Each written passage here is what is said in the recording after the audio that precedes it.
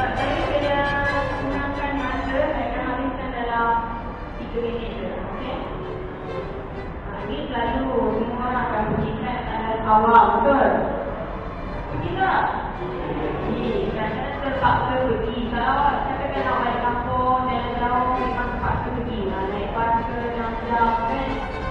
Awak nak pergi dengan ni. Pasal balik. Pergi balik.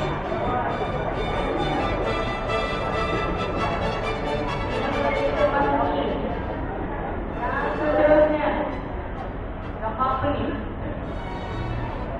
Apa maksud gambar tu? Social media. Connect, share. Social media untuk apa contohnya? Berposting.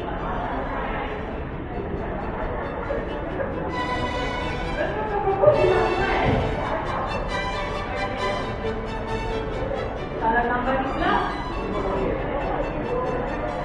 apa yang selalu gambar ni? Maksud dia, kita bila ada social media, banyaklah awak menggunakan jari-jari jemari.